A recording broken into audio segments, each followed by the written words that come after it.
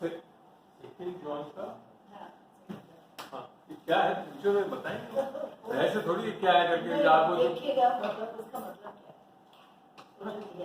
क्या क्या मतलब basically it is of note लिख लेना आगे में जवाब दूंगा कुछ बहुत बड़ा सवाल है दे दूंगा जवाब। फर्स्ट जॉन का जो 8 वर्स है उसमें खुलासा भी करता है कि हम अपने को धोखा देते हैं, दिल कहते हैं कि हमने पाप नहीं किया।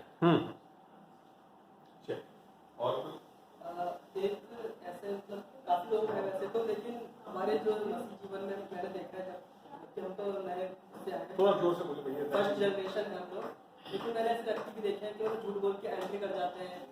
लोग अच्छे पुराने क्रिश्चियन हैं और बोल देते हैं कुछ भी मतलब कि हमारे बहु मारती है इसलिए हमें जगह दे दो और आ जाते हैं और काम भी करते हैं, लेकिन फिर वो उसके बाद में उनकी चोरी चकारी चलती है और दूसरों को लिए अफवाह फैलाते हैं। लोगों का मतलब हम क्या सोच सकते हैं, क्या कर सकते हैं, वह प्रार्थना कर सकते हैं कि परमेश्वर उनको पकड़े, लेकिन वो लोगों का कारण बनते हैं काफी विश्वासी। बेसिकली आप हैं disheartened with seeing the Christian so called Christians कि हम तो आगे पर वो तो अभी भी कुछ नहीं बदल, बल्कि सबसे बड़ी प्रॉब्लम ही सो कॉल्ड क्रिश्चियंस जो है सो कॉल्ड से समझ लो that doesn't mean they are true Christian.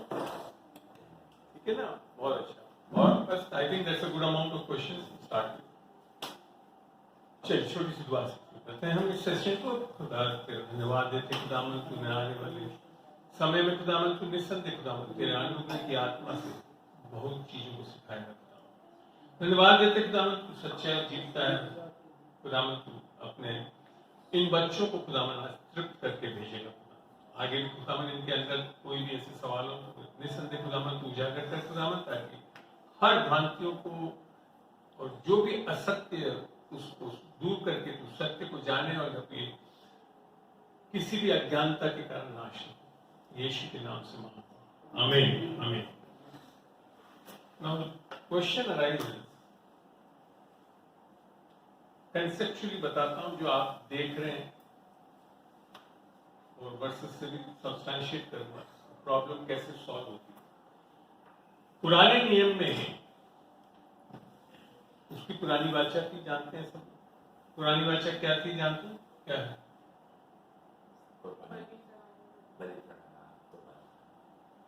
पुरानी वाचा को कहीं ना कहीं ले आकर 10 नियमों के साथ जोड़ दिया गया और यहाँ तक कि पुरानी वाचा में परमेश्वर भी जब भी कुछ करता था, जब लोग कुछ करते थे तो परमेश्वर उनके लिए कुछ करता था।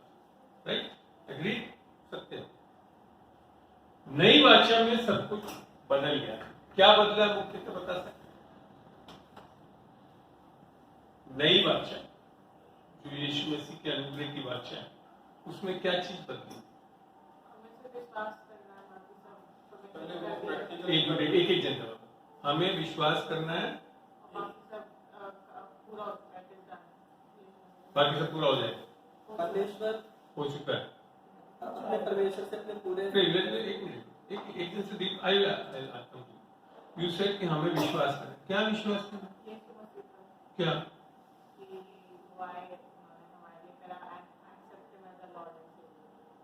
फिर उससे क्या हो जाएगा? आप में बहुत लोग जैसे ये जो बता रहे हैं भाई लोग यही बोल रहे हैं। एक मिनट ये यही तो बता रहे हैं कि वही लोग जो ईसाई लोग आकर बोलते हैं हाँ यीशु मसीह है, सब कुछ विश्वास करते हैं।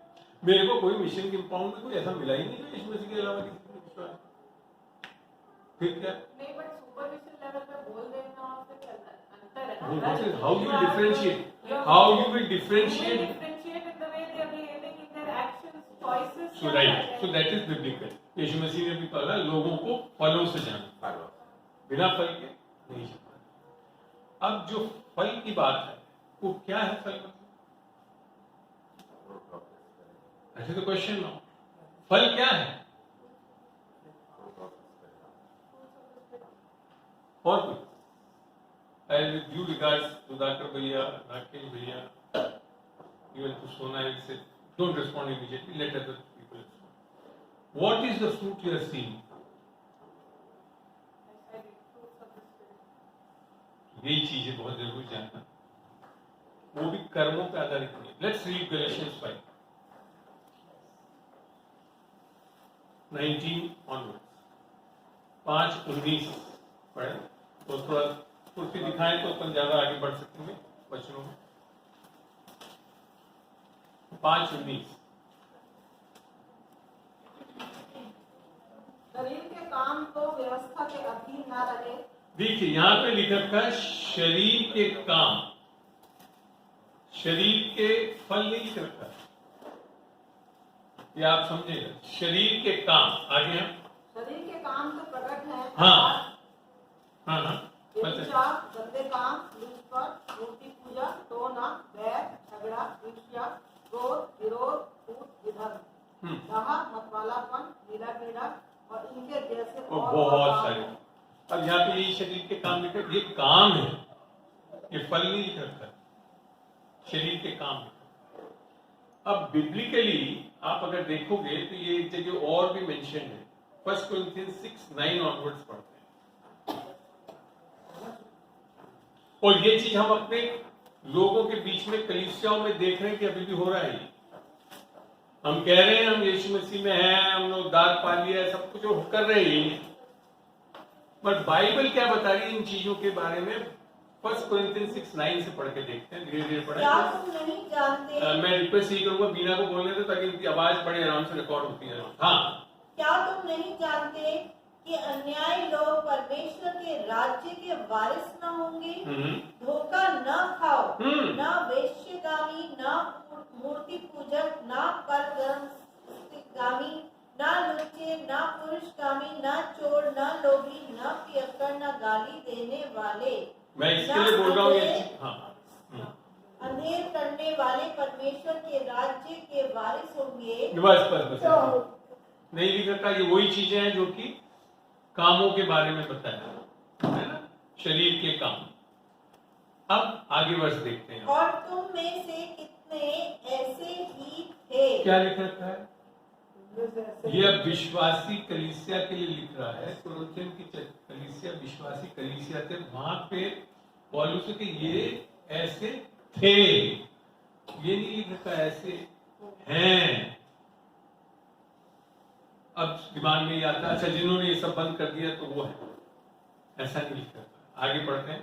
परंतु अब मैंने परंतु जब शब्द आया तो ये जो पहले की चीज है जो थे, उसके बाद बदलाव क्या आ रहा है हम देखते हैं। परंतु तुम प्रभु यीशु मसीह के नाम से और हमारे परमेश्वर के आत्मा से धोए गए और पवित्र हुए और धर्मी ठहरे। क्या लिख रखा है? धोए गए, पवित्र हो और धर्मी ठहरे, तीन चीज।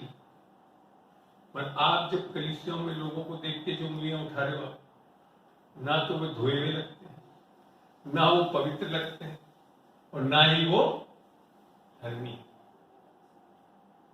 तो कुलुसियों के अंदर में जो तीसरा अध्याय है वो बपतिस्मा पाए हुए लोगों के बारे में लिखा है कि अब तुम गालियां देना छोड़ दो, अब तुम संसार की तरफ मत देखो। इसका मतलब मतलब है उस समय में कोई एक सब चीजें में आ रहा हूँ, पर यहाँ जब मैं ये से ये कंक्लूड नहीं कर रहा हूँ कि दूसरे दिन सब बिल्कुल पवित्र बन जाओगे, कोई नहीं होता विश्वास।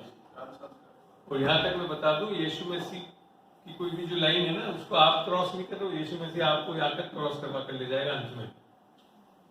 अभी समझाऊंगा मैं, अभी बहुत सवाल पूछिए, जैसे जैसे थोड़ा वचनों से सीखोगे जब समझ में आएगा प्रॉब्लम क्या है। तो प्रॉब्लम क्या है? पहली बात जो आप ऐसे लोगों को देख रहे हो कलीसिया में, वो वास्तव में नया जन्म पाया ही नहीं, आत्मा से धुले ही नहीं, वो है सबसे पहली प्रॉब्लम। उद्धार पाया ही नहीं, इसलिए कोई बदलाव ही नहीं देखता। जबकि बाइबल क्या है? थे धर्मी ठहर दिए। बात आती है धर्मी ठहराए जाने के बारे में। तो मैच्योरिटी कब आती है? जब हमारे को पता पड़े कि हम धर्मी कैसे बने हैं। पढ़े इब्रानियों 5:12, आखिर के 3 वर्ष पढ़े थे। इब्रानियों 5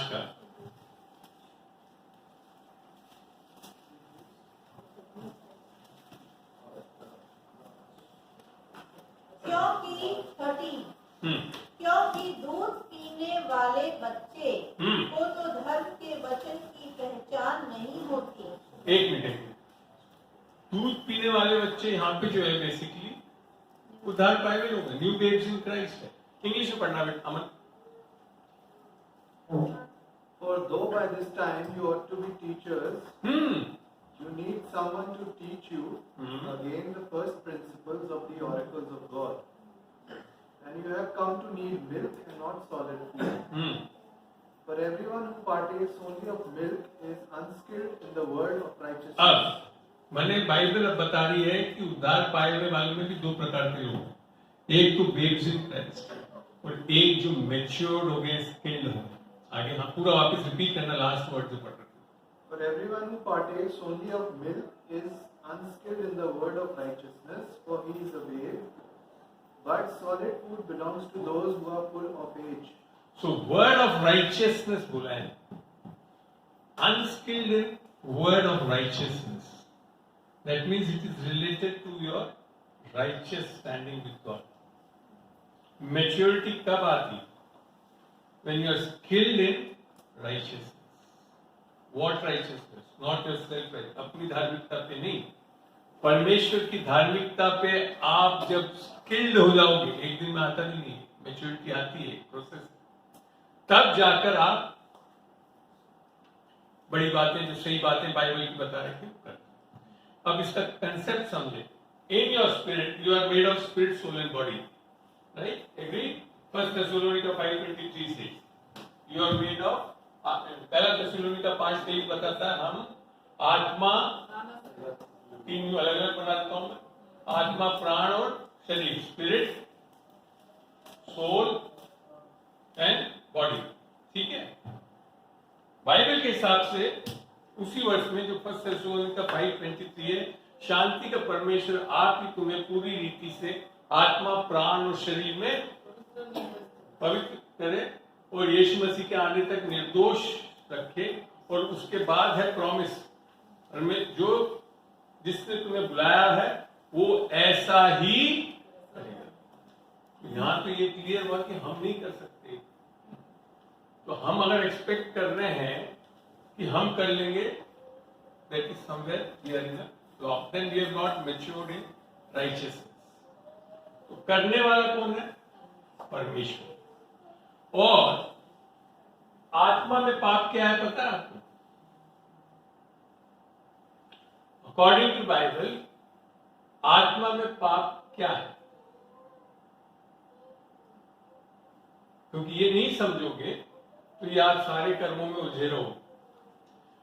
इन द स्पिरिट आत्मा में पाप करने से नहीं है, समझ रहे हैं आप? आत्मा में पापी अवस्था जो बोलते हैं ना बाइबल की, वो आपके करने से नहीं है, वो किसी ने किया उसके कारण है। आप आई बात समझ में? अब what is it? That is in Romans 5:19, Romeo 5:19 में एक मनुष्य की अनाज्ञाकारिता के कारण कई लोग पापी ठहरे, राइट?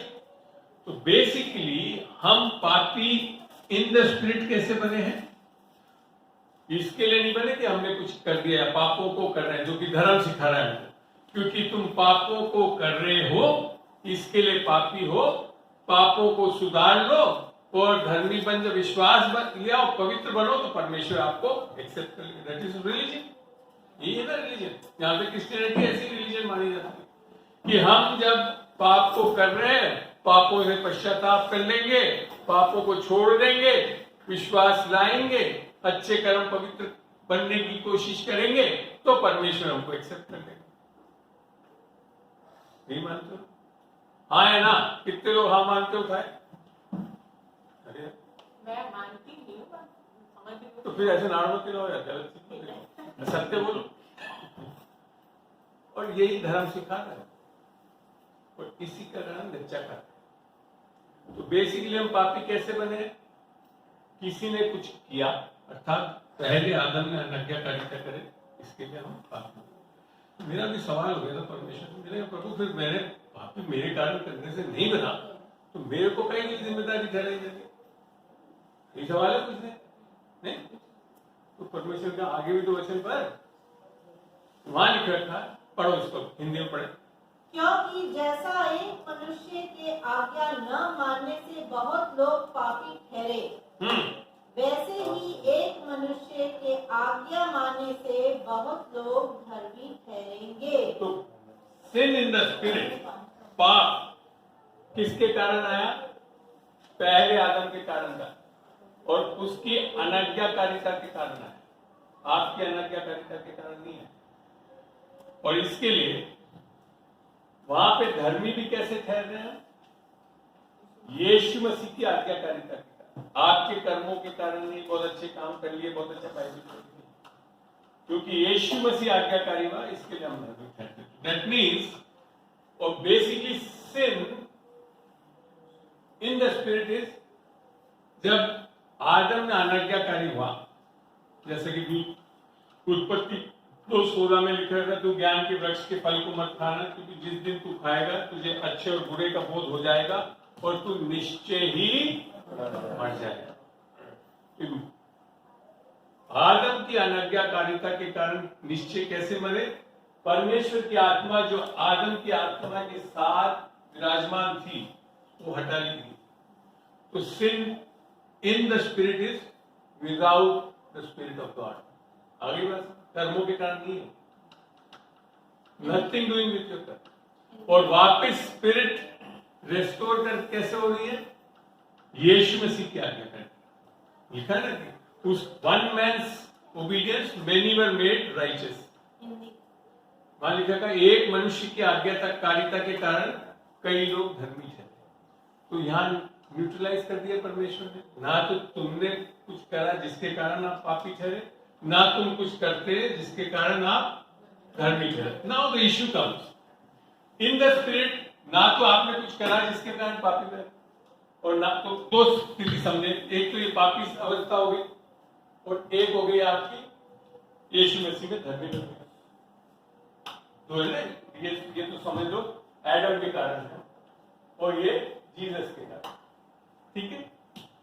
तो बेसिकली जब हम इस नेचर में पैदा होते हैं, वो हमारे कारण नहीं, क्योंकि आदम के सिन के कारण, जो कि रोमी 5:12 में लिखा था, due to one man sin entered the world.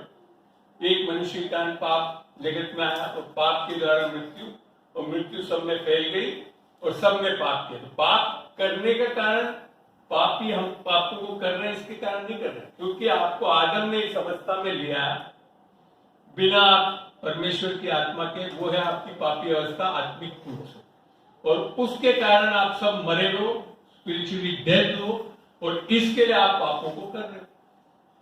तो रही बात कि अनसेव्ड पर्सन पापों को करता रहे, उसका कारण क्या है? He is not been saved. आगे बात पढ़ना चाहिए, ये डाउट है तो पूछे। हाँ सर, वो जो आपने पहले जो बोला था, मैं बिल्कुल उसमें प्रकाशन आया, जो आपने पहले बोला ना कि वो होया ही नहीं गया, वो अभी तक हुआ ही नहीं है, कि जब अपन उसको मानते हैं कि हाँ इसका उद्धार हो गया करके, वो ऐसा, तो उसके लिए ना परमेश्वर ने मेरे को 2 आयत दी यहाँ पर। पहला यूहन्ना 5:18 में कुछ लिखा है, देखिए जरा प्लीज। यूहन्ना 5:18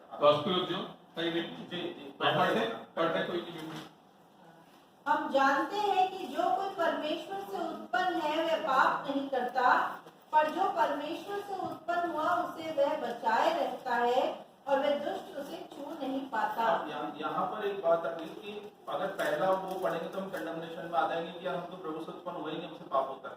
लेकिन जो अंकल बता रहे हैं वो होया नहीं गया, मतलब ये है कि अगर उद्धार हो जाएगा तो परमेश्वर हमें बचाए रखेगा और वो दुष्ट हमें छूने नहीं पाएगा, तो हमसे पाप होगा ही नहीं।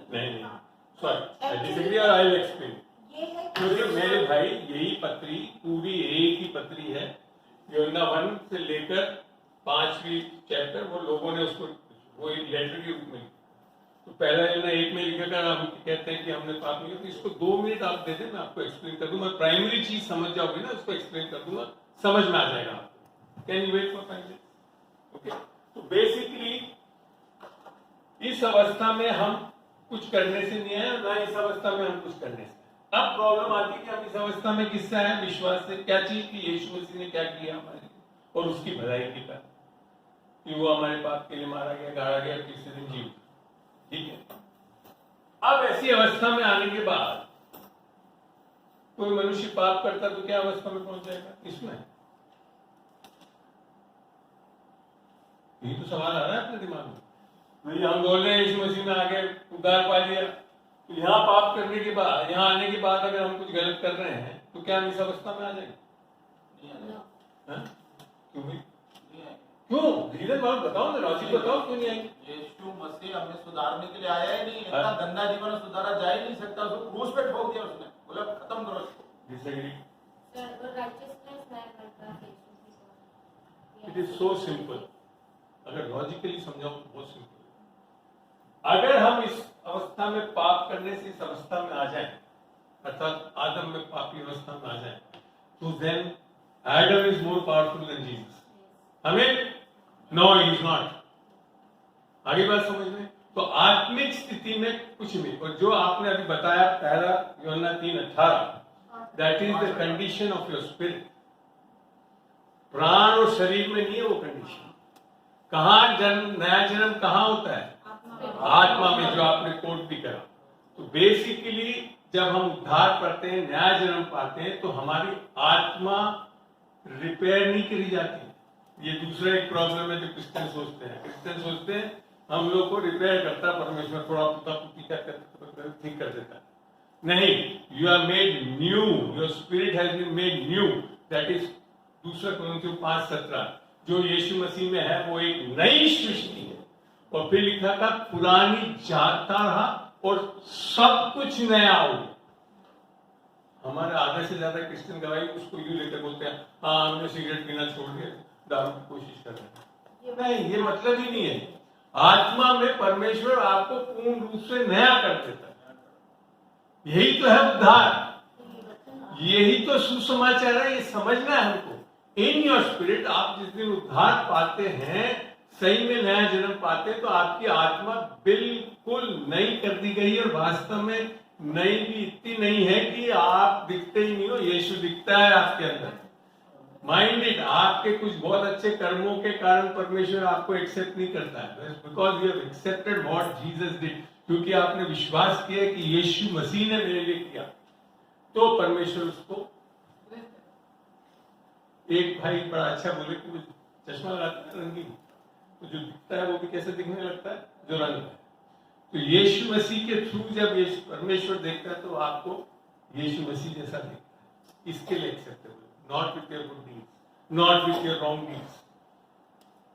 हमें in the eyes of God आप क्योंकि नए कर दिए, तो यही तो है नई सृष्टि। अन्यथा तो फिर वापस आदम में पहुंच जाएगा। यीशु मसीह में आने के बाद आप नहीं रहे, आप कैसे हो गए हो? जो कि पहला यूहन्ना 4 में भी लिखा था, as he is so we are in this world. जैसा वो है वैसे हम हैं। और शक्ल से, सूरज से, कर्मों से कहां दिखते हो? आत्मा में। नया जन्म जो है वो आपकी आत्मा। मगर ये जो नया जन्म नहीं पाया हुआ है तो अभी तक इधर है, और उसको बोलते हैं कार्नल माइंड। नया जन्म नहीं पाया तो अभी तक उसी हालत में है। That is known as in the flesh. अंग्रेजी में जो शब्द यूज करा है रोमन्स में पॉल ने, उसको बोला इन द फ्लैश। पर एक और शब्द वहां पे आता है आफ्टर द फ्लैश, विश्वासी लोगों के लिए जो नया जन्म पा चुके हैं। They are not in the flesh, अभी तक देह में नहीं है वो, मगर इंग्लिश में लिखा था आफ्टर द फ्लैश। और जैसे ही हमारा प्राण और शरीर क्योंकि अभी नया नहीं हुआ है, तो आप विश्वासी होकर भी आप कभी पाप कर सकते हो। ये बात समझ, जो कि जॉन और फर्स्ट में समझाऊंगा। तो ये प्रॉब्लम समझना। इन your spirit sin cannot enter. Why? परमेश्वर का पाप क्यों नहीं आ सकता? परमेश्वर का पाप क्यों नहीं आ सकता? तो पापी अवस्था, पाप वहां पे क्या है? आत्मा में, बिना आत्मा के। और अब आपको क्या कर दिया? Sealed by the Holy Spirit कर दिया। एफिशिएंस 1:12 से आगे पढ़े। इफ्सियों 1:12 से आगे, चैप्टर 1:12 कि हम जिन्होंने पहले से मसीह पर आशा रखी थी, उसकी महिमा की स्तुति के कारण हो, और उसी में तुम पर भी, जब तुमने सत्य का वचन सुना, जो तुम्हारे उद्धार का सुसमाचार है, और जिस पर तुमने विश्वास किया, प्रतिज्ञा की हुई पवित्र आत्मा की छाप लगी। Sealed by the Holy Spirit. और आपकी आत्मा क्या हो जाती है? Now we are having fellowship with God. क्योंकि पहला कुरिन्थियों 6:17 बताता है, जो प्रभु के साथ संगति करता है वो एक आत्मा, and that is the righteousness of God. परमेश्वर की धार्मिकता है, आपकी धार्मिकता नहीं, आपके कुछ करने से नहीं आएगी, वो दान मिलना। आगे बात अब आता है, अगर वास्तव में जो व्यक्ति ये पा चुका है, पढ़ते हैं रोमियो 5:17 से आगे।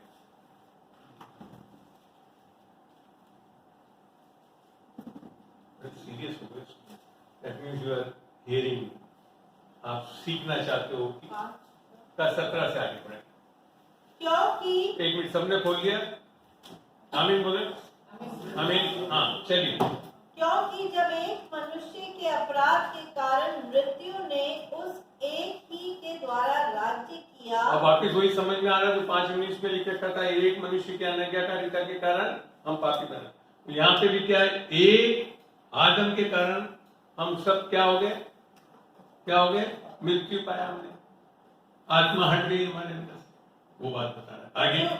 तो जो लोग, अब देखिए, तो जो लोग अनुग्रह और धर्म रूपी वरदान, इंग्लिश में पढ़ना मत इसको। For if by the one man's offense death reigned through the one, much more those who much more, बात समझ, अंग्रेजी में बहुत पावरफुल शब्द है मच मोर। ये जो उद्धार पा रहे हैं लोग, मच मोर। हाँ पढ़ने इंग्लिश में। those who receive abundance of grace, अब छोटा मोटा नहीं है, अबंडेंस ऑफ ग्रेस, बहुतायत के साथ अनुग्रह प्राप्त करते हैं। हाँ, abundance of grace and of the gift of righteousness, and the gift, कमा नहीं सकते, दान में मिल रहा है वो। will reign in life. क्या लिख रखा है Jesus Christ. हिंदी में? क्या पढ़ना?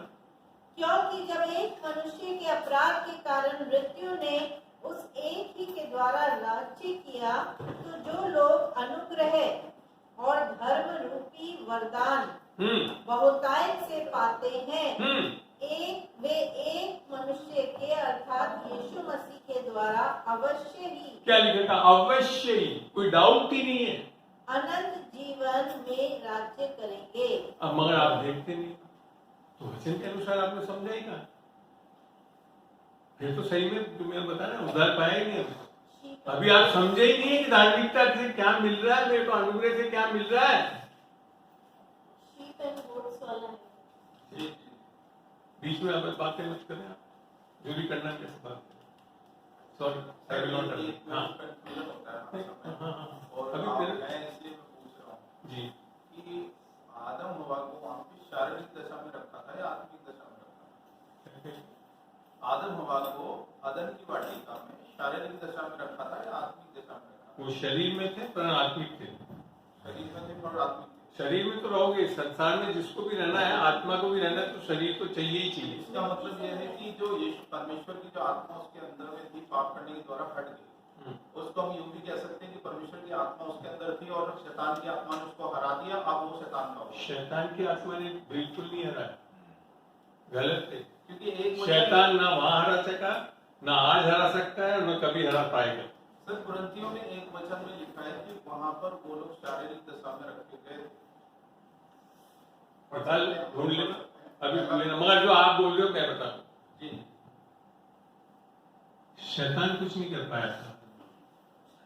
निसंदेह ही टेंटेड, उसने परीक्षा में डाला, और परीक्षा में शैतान सोच दे सकता है, बाकी सब आपकी स्वयं की इच्छा के अनुसार होता है।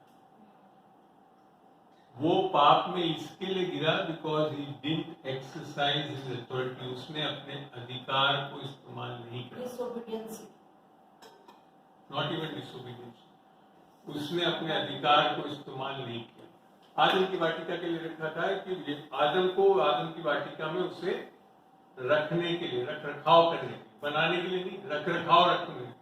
And this is even happening today in the Christian world, Christian family. जब भी और मैन डज नॉट, आदमी अगर हेडशिप नहीं रखता है आपके परिवार में, you are completely prone for attack, आप शैतान के अटैक के लिए बिल्कुल प्रोन है। Until unless man does not become the priest of the family, वहां पे शैतान के लिए खुला रास्ता है। Eve was not given the responsibility to protect. हव्वा को आदम की वाटिका को बचाने के लिए नहीं बोला आदम को, और लिख रखा है आदम वहीं था जब वो शैतान उसको मिलता है, बहका रहा तो वहीं खड़ा था, और फिर वहां ही रहते रहते ही उसने खाया। तो क्या था, करना क्या था? He should have rebuked sin, get lost sin, नहीं रह सकता। और वो छोड़ो, तो काहे के लिए वो सड़क में बन गया है? मेरा जैसा अगर शैतान होता तो सीधा हाथी में उसके खा, नहीं तो विचार करना नहीं कर सकता, क्योंकि था ही नहीं शैतान के पास अधिकार। अधिकार लेने के लिए वो The wiles of the devil लिखा है, झूठ बोलने के लिए वो ऐसा बन के आया जैसे कुछ हुई नहीं। आज भी आप कब गिरते हो? जब वो झूठ बोलता है, वचन के विरुद्ध कोई चीज बोलता है, उसको आप एक्सेप्ट कर लो। शैतान आपको कुछ नहीं कर सकता, ना तो करने की हिम्मत थी और आज भी नहीं है, क्योंकि वो हारा हुआ है। बाइबल में पुलिसियों में लिखा है, इंग्लिश में लिखा है, he has been disarmed of all principalities and power. आपने बिन लादेन की वो देखी है वीडियो? नेवी वाले गए थे उसको मारने के लिए, लेटेस्ट सब चीज, नाइट विजन, लेजर, क्या क्या रखते हैं, धड़ धड़ धड़ मार। मगर वही सोचो कि उसके पास कुछ नहीं, वो नेवी सील के पास धड़ मार सकता था क्या? नहीं मार सकता। तो ये है हमारे पास। हम लोग जानते क्या है कि अभी तो हम भी शैतान को खतराते हैं हम लोग। वो छोड़ो, मैं भी जब ग्रेजुएशन में था तो मेरी मम्मी का हाथ पकड़ के पीछे वाले कमरे में जाता था कि कहीं भूत भूत नहीं आते। डर था, डराते ही है वो, कुछ नहीं करते। आपके यहाँ आके बैठता है खाली, और लगता है ऐसे कि मेरे जैसे बराबर है, और आपके कानों में झूठ बोलता है, मान लेते हैं आपके ऊपर ये होता है। शैतान में कोई शक्ति नहीं थी, बेसिकली शैतान कुछ नहीं गिराया, मनुष्य स्वयं अपनी इच्छा से। इसी के लिए ना, even God didn't make responsible, even हव्वा को जिम्मेदार नहीं ठहराया, आदम को ठहराया, क्योंकि आदम ने सुना था, पहला वाक्य भूली गई। आदम, हव्वा को तो आदम से पता पड़ा था, तो इसीलिए उसने जोड़ भी दिया कि छुओगी भी जबकि छूने से कुछ नहीं होने वाला। तो ये प्रॉब्लम है आज भी, जब हम वचन को, सत्य को नहीं जानते, इसीलिए बाइबल में बोला था सत्य को नहीं जानोगे तो सत्य आजाद करता है। अब मेरे को एक चीज बताओ, जब वो बोल रहा था, ये सारे वहां पे यहूदी लोग थे, फरीसी भी थे, सब थे। जॉन 8 में 8:32 मेरे को एक चीज बताओ, उस टाइम के यहूदियों को किसको नहीं पता था बाइबल जो भी लिखी हुई तो रटा हुआ रहता था। फिर यीशु मसीह कह रहा कि तुम सत्य को जानोगे तो सत्य आजाद करेगा। क्या मतलब है? क्या है? कभी सोचा आपने? ऐसा काश सत्य नहीं जानते थे वो, फिर नहीं समझ में आया तो बाद में बोला, जब तुम्हारे को पुत्र आजाद करेगा तो तुम आजाद होगे। वास्तव में वो अनुग्रह को नहीं समझे जो यीशु मसीह के द्वारा। आज भी हम लोग क्यों आजाद नहीं होते? जब अनुग्रह को सही ढंग से नहीं जानते। समझ में आई बात? यूहन्ना 1:14 में क्या लिखा हमें पढ़ना? Gospel of John.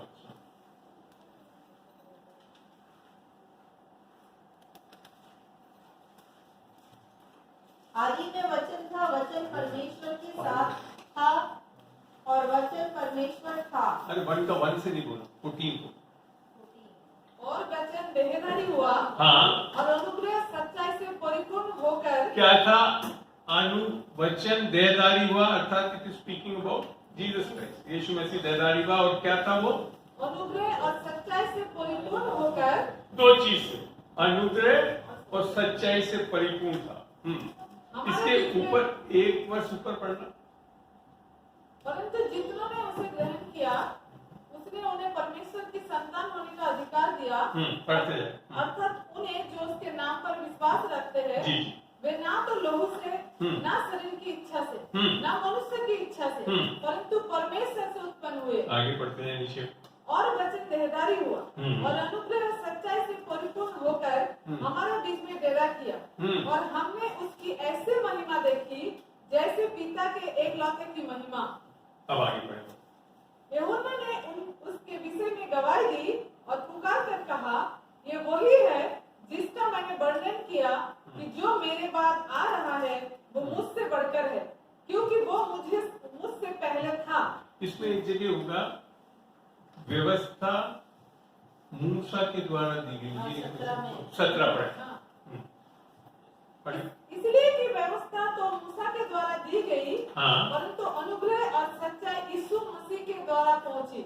अब यहाँ पे समझ में आता है, पुराना नियम पूरा व्यवस्था के अधीन था, और मूसा के टाइम में जब वो आया था 5 पेंटूक जो देते हैं, तो वो किसके द्वारा दी गई? मूसा के द्वारा। तो व्यवस्था में कोई खराबी नहीं है, व्यवस्था आत्मिक है। जब रोमियो 7 पढ़ते हैं तो पता पड़ता है परमेश्वर ने स्वयं अपने उंगलियों से लिख के दी थी। मगर क्या थी? वो किसी व्यक्ति के द्वारा दी, मूसा के द्वारा दी गई।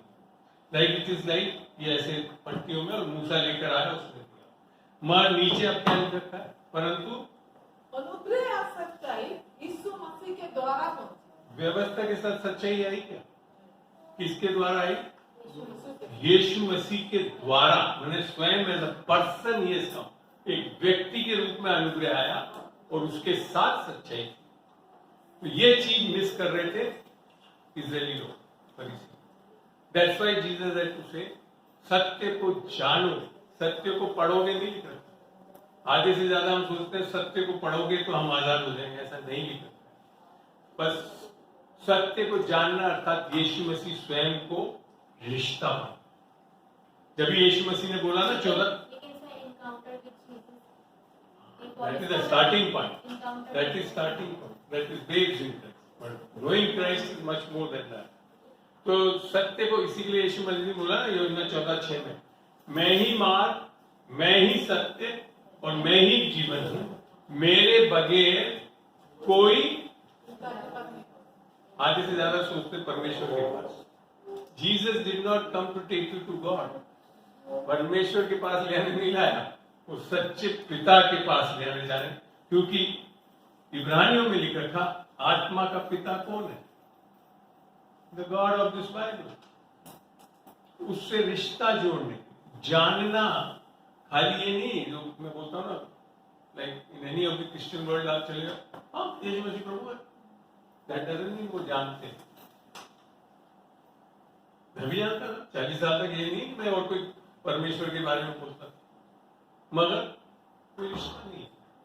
तो जानना अर्थात नया जन्म पाना और उसके बाद जो बदलाव आना बहुत बड़ी चीज है। और लिख रखा है जो अबंडेंस ऑफ ग्रेस अर्थात अनुग्रह की बहुतायत और धार्मिकता का वरदान पाते हैं, वो राज्य करते हैं यीशु मसीह के द्वारा, आपके द्वारा नहीं करते। तो जो आप देखते हो क्रिश्चियन वर्ल्ड में जो नहीं कर रहे हैं और अभी तक धसे हुए हैं, basically they have not understood the righteousness of God. अपनी धार्मिकता में खड़े हैं। मैंने आपको बेस्ट एग्जांपल मेरा ही तो, मैं अपनी धार्मिकता में खड़ा था, नहीं होता था कुछ नहीं होगा। तो इसी के लिए धार्मिकता के वचन को जानना बहुत जरूरी है। Righteousness of God.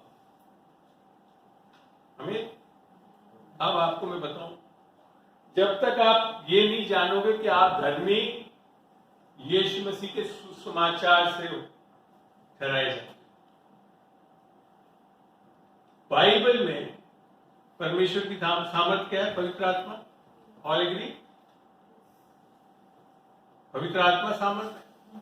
दूसरे वचन में बोला ना, जब पवित्र आत्मा मंडरा है तो everything will, that's the gospel. जब आपके जीवन में पवित्र आत्मा का काम होता है तो आप, वो क्या होता है, वहां तो आता है और वहां से फिर आपके प्राण और शरीर में, जिसके लिए बोलते हैं जो सेकंड, एक तो है योर सैल्वेशन। उद्धार क्या है? आपकी आत्मा का पवित्र आत्मा से बपतिस्मा हो। आई बात समझ? दैट इज इन मैथ्यू 3:11, मत्ती 3:11 पढ़ के देखिए।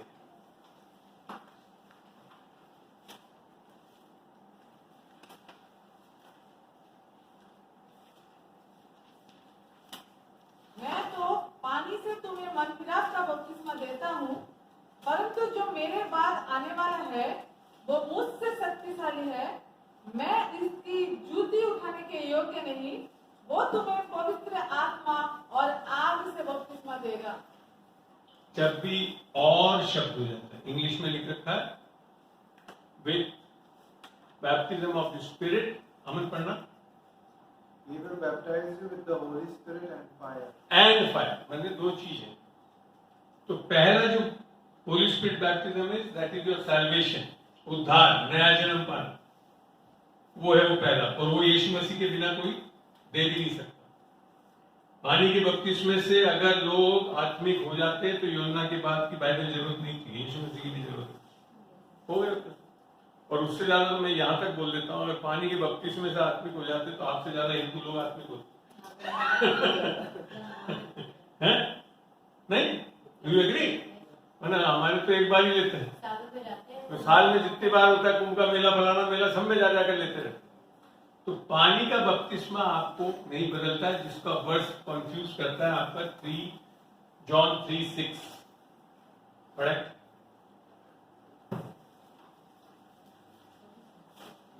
क्योंकि जो शरीर से जन्मा है शरीर है। 3:5 से पढ़े। 5 यीशु ने उत्तर दिया, मैं तुमसे सच सच कहता हूँ, एक चीज हमेशा ध्यान रखें, एक principle of the word, Bible का एक सत्य जाने। जब भी यीशु मसीह बोलता है सत्य सत्य, ट्रूली ट्रूली, यही वो वर्सेस हैं जिसको आप अक्सर लोग नहीं समझ पाते। इसके लिए बोल रहे हैं वो, बड़े ध्यान से सुनो। मैं तुमसे सच सच कहता हूँ, जब तक कोई मनुष्य जल और आत्मा से न जन्मे तो वह परमेश्वर के राज्य में प्रवेश नहीं कर सकता। कोई समझा सकता है यहाँ पे जल और आत्मा से जन्मना क्या है?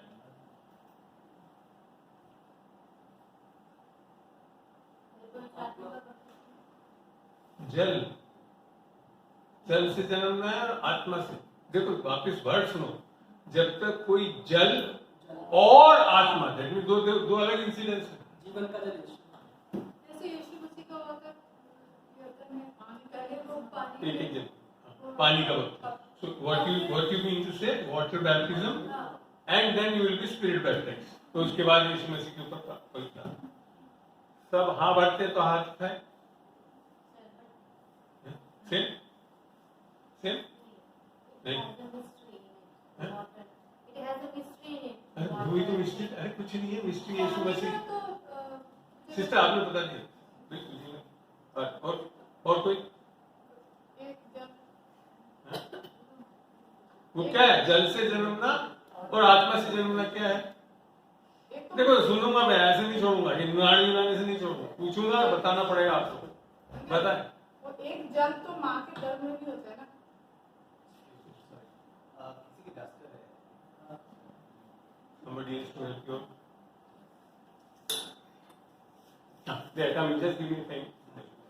तो जल से क्या जन्मना है? एक जैसे आपने सिस्टर ने बताया पानी का बपतिस्मा। कौन कौन एग्री करता है पानी का बपतिस्मा? पर बिब्लिकल चीज है पानी का बपतिस्मा। हाँ, तो यही मतलब है पानी का बपतिस्मा, पानी का बपतिस्मा। और कौन? पानी का, मैं खाली पानी के बपतिस्मे तक तो एग्री कर रहा हूं ना। अब देखते नेक्स्ट वर्स 5 में लिखेगा, जो जल से और आत्मा से जन्मा है वही परमेश्वर के राज्य में दाखिल हो सकता है, लिख रखा है। नेक्स्ट वर्स पढ़ते हैं। क्योंकि जो शरीर से जन्मा अब एक मिनट ये इक्वेशन बनाना पड़ेगा।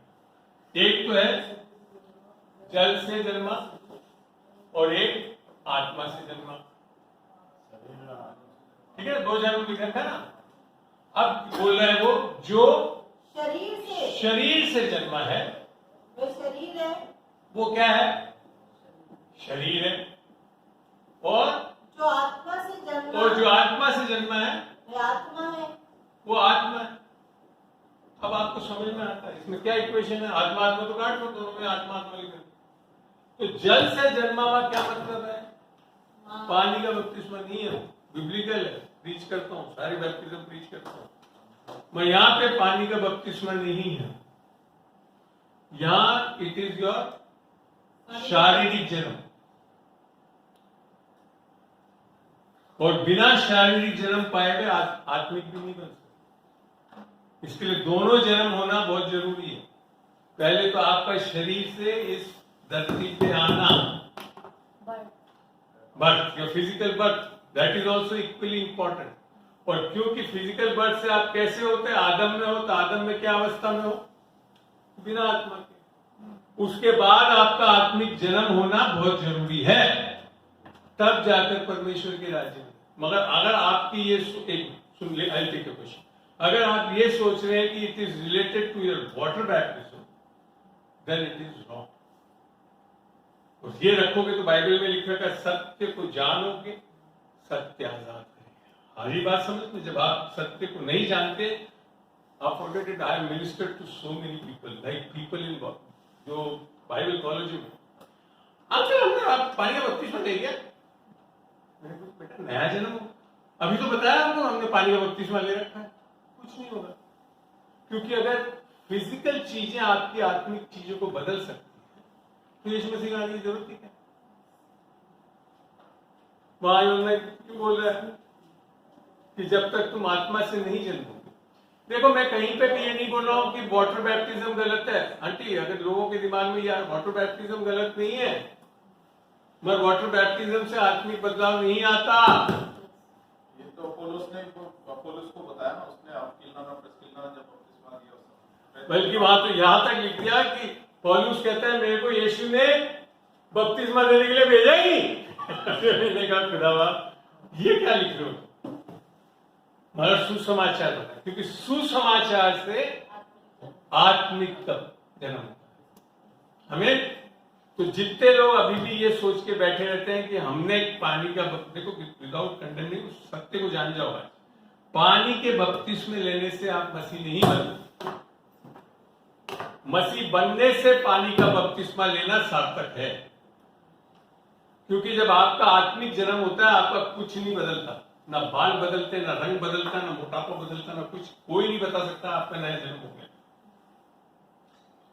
Water baptism is life. पानी का बपतिस्मा ये दर्शाता है कि आप जगत के लोगों को बताते हैं कि मेरा नया जन्म हो गया। और पानी का बपतिस्मा आपको आत्मिक नहीं बनाता। देखते हैं नए नियम में आकर पानी का बपतिस्मा क्यों लिया जाता है? मसीह बनने के लिए नहीं लिया जाता है। पढ़ते हैं मत्ती 3 का आखिरी जो वाटर बैप्टिज्म ऑफ क्राइस्ट है वो पढ़ते हैं। मत्ती 3 के आखिरी में 3-4 वर्ष जहां जीसस का बैप्टिज्म लिखा है, पढ़ना है 16। और यीशु बपतिस्मा लेकर तुरंत पानी, नहीं ऊपर से पढ़ो, यूहन्ना को बोलना नहीं, यूहन्ना बोला नहीं मैं आपको कहा दूंगा। उस समय यीशु गलील से यरदन के किनारे यूहन्ना के पास उससे बपतिस्मा लेने आया, परंतु यूहन्ना यह कहकर उसे रोकने लगा, मुझे तो तेरे हाथ से बपतिस्मा लेने की आवश्यकता है। एक मिनट, यहाँ एक सवाल। यूहन्ना काय के लिए बपतिस्मा देता था? No symbolism. Confess your sins, मन फिराओ और बपतिस्मा लो। यीशु मसीह ने कौन सा पाप किया था मन फिराना? That means there is some problem ना। फिर भी यीशु मसीह कह रहा है, तो अब देखते हैं यीशु मसीह क्यों दे रहा है पानी का बपतिस्मा। और तू मेरे पास आया है। यीशु ने उसको यह उत्तर दिया, अब तो ऐसा ही होने दे, ऐसा ही होने दे, क्योंकि हमें इसी रीति से सब धार्मिकता को पूरा करना उचित है। कन्फेशन ऑफ सिंस के लिए नहीं, क्योंकि आप धर्मी ठहरा दिए गए हो। पानी का बपतिस्मा एक आपका कमिटमेंट है कि यीशु की धार्मिकता में चलने वाला रहूंगा, not for your sin washing and all, commitment. इसके लिए लिया जाता है नए नियम में पानी का बपतिस्मा। पापों से अंगीकार करके पानी में डूब के निकल के आओगे तो मैं बोलता हूं सूखे पापी तो गीले पापी निकल आओगे, कुछ नहीं बदलेगा। आगे बात समझ में? नया जन्म होने के बाद पानी का बपतिस्मा इज फॉर योर कमिटमेंट कि अब मैं परमेश्वर की धार्मिकता पा चुका हूं और यीशु की धार्मिकता में विश्वास करके चलने वाला हूं। तब जाकर मैं I will reign in life, मैं परमेश्वर में जयवंत रहूंगा। श्योर। इससे पहले 1 minute, you had a question, what the answer? मेरा क्वेश्चन ये है, उसमें लिखा है no one can enter the kingdom of God unless they are born of water and the spirit. तो अब अगर मनुष्यों की बात करोगे तो everybody is born of water, तो मेंशन भी क्योंकि आपका अगर फिजिकल जन्म नहीं होगा तो आदमी जन्म हो ही नहीं सकता, तो इसके लिए दोनों चीज होना जरूरी है मेरा बच्चा। भाई इसी के लिए समझाने के लिए कि आप फिजिकल बर्थ में बिना बेटा आदमी जन्म होगा कैसे आपका? मेरा क्वेश्चन वो नहीं, मेरा क्वेश्चन ये है कि बहुत इनवैलिड सी बात है कि ह्यूमंस के लिए तो लिखा है डायरेक्टली, फिर बॉर्न ऑफ वाटर है, मान लिया every human is born of water, I am saying why did mention that? This is to explain you that लोग जो जैसे समझ रहे हैं ना आपके कलीसिया में कि पानी का डुबकी ले लेने से हो जाएंगे मसीह, इसीलिए लिख रखा है। वहां पे ये नहीं लिख रखा है कि वाटर बैप्टिज्म है, मैं वो बात समझ तो यही तो पूरी आधी 90% ऑफ कलीसिया believe born of water means पानी का बपतिस्मा। इसके लिए परमेश्वर ने अगले वर्ष में क्लियर करा जो शरीर से जन्मा है वो शरीर है, अर्थात जब अब तक आपने उद्धार नहीं पाया, नया जन्म नहीं पाया तो आप शरीर में हो, और शरीर में रहोगे तो जो लिखा है शरीर के काम होते रहेंगे। You have ample of time at residence. वैसे ये कोई सवाल हो आपका किसी का तो बताएं। मैं एक बात बोलना चाहूंगी, यहाँ पे लिखा हमने 11 चेले गलील में उस पहाड़ पर गए जिसे यीशु ने उन्हें बताया था, उन्होंने उसके दर्शन पाकर उसे प्रणाम किया। और ये कहाँ लिख रखा है? ये मत्ती 28 है ना, लास्ट है इसका, है ना। यीशु ने उनके पास आकर कहा, स्वर्ग और पृथ्वी का सारा अधिकार मुझे दिया गया है, इसलिए तुम जाओ सब जातियों के लोगों को चेला बनाओ और उन्हें पिता और पुत्र और पवित्र आत्मा के नाम से बपतिस्मा दो। हाँ ठीक है, उन्हें सब बातें जो मैंने तुम्हें आज्ञा दी है मानना सिखाओ। वैसे मेरा पूरा एक दिन का पूरा डिस्कोर्स होता है इस पे।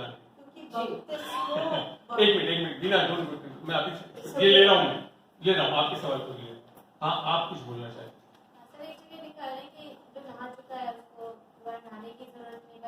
यीशु ने पतरस को बोला, तो basically it is like this, वो आदमी केवल पाँव धोने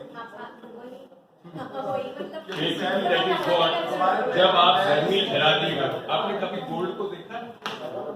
गोल्ड ब्रिक पिक्चर में डाल दो क्या हो जाएगा?